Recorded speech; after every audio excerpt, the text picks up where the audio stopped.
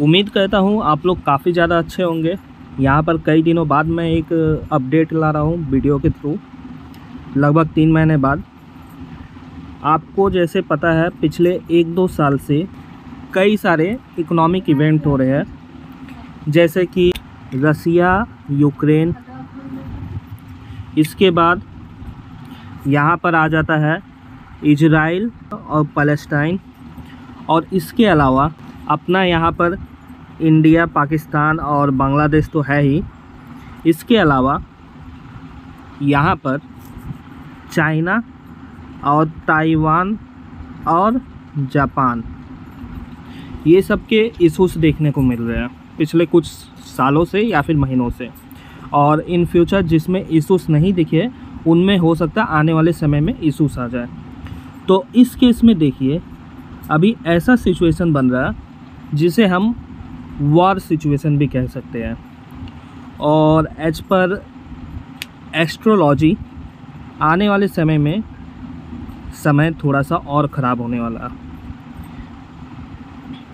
यहाँ पर ये जो समय है लगभग हम बोल सकते हैं आपदा विपदा प्लस लड़ाई झगड़े का समय आने वाला है।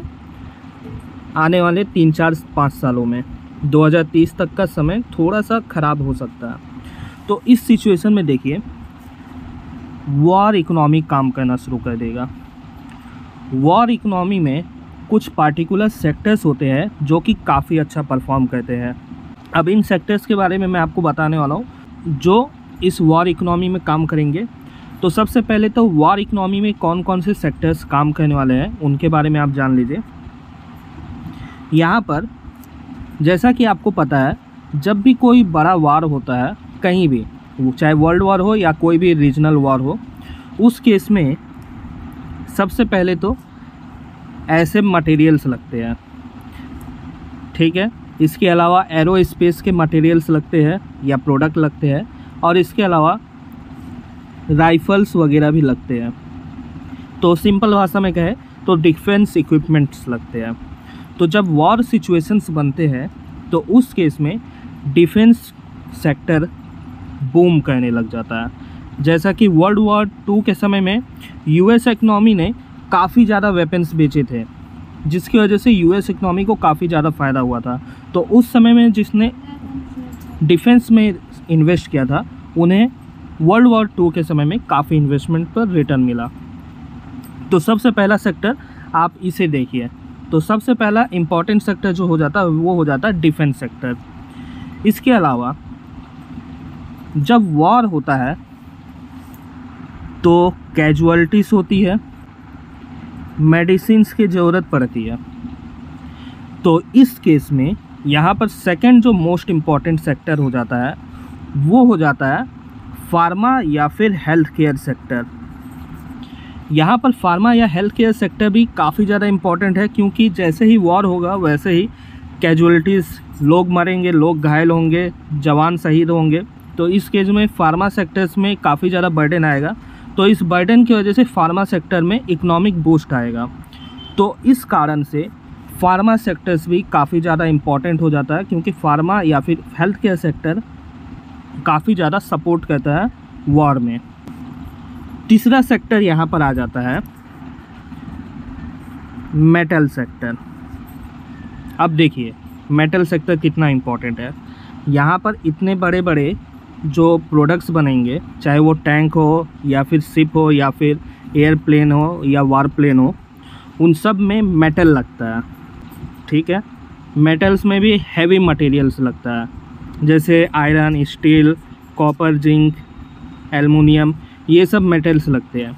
अब जब वॉर इकोनॉमी काम करना शुरू करता है तो मेटल सेक्टर में काफ़ी ज़्यादा बूम आता है। मेटल्स के प्राइसेस बढ़ने लग जाते हैं क्योंकि बल्क ऑर्डर मिलने लग जाता है डिफेंस कंपनीज की तरफ से। तो इस कारण से यहाँ पर मेटल सेक्टर काफ़ी ज़्यादा परफॉर्म कर सकता है आने वाले समय में। तो यहाँ पर मैं आपको 3 मोस्ट इम्पॉर्टेंट सेक्टर्स के बारे में बता चुका। पहला तो हो जाता है डिफेंस सेक्टर, दूसरा हो जाता है फार्मा सेक्टर, तीसरा हो जाता है मेटल सेक्टर। इसके अलावा कुछ छोटे छोटे सेक्टर्स हैं जो कि आने वाले समय में फ़ायदा दे सकते हैं, और इन सेक्टर्स में आपको मिलेगा ऑयल एंड एनर्जी, क्योंकि जब ऐसे ऐसे बड़े बड़े टैंक्स या फिर एयरप्लेन या फिर शिप्स जब चलते हैं तो ऑयल या फिर एनर्जी की बहुत ज़्यादा ज़रूरत पड़ती है। ये तो अपने आप मैन पावर से तो चलते नहीं हैं, इनमें तेल या फिर एनर्जी के रिलेटेड कुछ प्रोडक्ट होना चाहिए तभी तो चलेंगे। तो इनके डिमांड्स बढ़ने की वजह से यहाँ पर ये भी फ़ायदा दे सकते हैं। लेकिन एक और यहाँ पर कमी है कि जब वॉर जैसा सिचुएशन होता है तो डोमेस्टिक ट्रैवलिंग वगैरह में थोड़ी सी कमी आ जाती है। तो इस केस में मैं इसे मोस्ट इम्पॉर्टेंट में तो नहीं रख रहा, लेकिन फिर भी ये इम्पॉर्टेंट है, ऑयल एंड एनर्जी सेक्टर। इसके अलावा यहाँ पर ऑटो सेक्टर, वर्ल्ड वॉर 2 के समय में ऑटो सेक्टर्स कॉमर्शियल व्हीकल और डोमेस्टिक व्हीकल को बनाना छोड़ के मिलिट्री इक्विपमेंट्स वाले व्हीकल को बनाना शुरू कर दिए थे। अब जब मिलिट्री इक्विपमेंट व्हीकल्स या फिर मिलिट्री व्हीकल्स बनने शुरू होते हैं तो उनका कॉस्ट कॉमर्शियल व्हीकल से ज़्यादा होता है। तो इस केस में ऑटो सेक्टर्स में भी बूम आ सकता है। लेकिन एक और इसमें कमी है, वॉर सिचुएशन में हो सकता है कि ऑटो सेक्टर्स के सेल्स कम हो जाए, तो इसलिए मैं इसे मोस्ट इम्पॉर्टेंट में नहीं रख रहा, इसे लिस्ट इम्पॉर्टेंट में रख रहा हूँ। इसके बाद आता है FMCG सेक्टर। FMCG सेक्टर भी बहुत ज़्यादा इम्पॉर्टेंट हो जाता है, क्योंकि जब जब वॉर लाइक सिचुएशन बनता है तब तक जो ट्रेड होता है, आपस में देशों का ट्रेड जो होता है वो थोड़ा सा बाधित हो जाता है। कैसे, वो मैं आपको बताता हूँ। जैसे आपको पता है हमास का जब केस शुरू हुआ, हूती रेबल्स उन्होंने रेड सी को और जो भी यूरोपियन यूनियन से कनेक्टिंग सी लाइन है या फिर सी रूट्स है उनमें काफ़ी ज़्यादा इफ़ेक्ट किया, जिसकी वजह से यहाँ पर FMCG प्रोडक्ट्स के दाम बढ़े, जैसे कि गेहूँ, चावल। यूक्रेन और रसिया का जब वॉर शुरू हुआ तो उसकी वजह से गेहूँ और चावल के दाम बहुत ज़्यादा बढ़े। तो इसलिए FMCG सेक्टर्स काफ़ी ज़्यादा अफेक्टेड होते हैं वॉर लाइक सिचुएशन से। इसके अलावा एक और सेक्टर है जो कि आप देख सकते हैं, बल्कि 2 सेक्टर और हैं यहाँ पर। जो आने वाला सेक्टर है वो हो जाता है लॉजिस्टिक्स, क्योंकि वॉर लाइक सिचुएशन में इक्विपमेंट्स पहुंचाने होते हैं। इसके अलावा FMCG प्रोडक्ट्स, फार्मा प्रोडक्ट्स पहुंचाने होते हैं, और वॉर लाइक जब सिचुएशन होता है तो रिस्क बढ़ जाता है। तो लॉजिस्टिक में यहाँ पर प्राइसेस बढ़ जाते हैं, जैसा कि सी रूट में भी प्राइसेस बढ़ जाएगा, एयर रूट में भी प्राइसेस बढ़ जाएगा, और जो लैंड रूट है उसमें भी प्राइसेस बढ़ सकता है। तो इस कारण से लॉजिस्टिक सेक्टर भी काफ़ी ज़्यादा अफेक्टेड होगा वॉर इकोनॉमी से।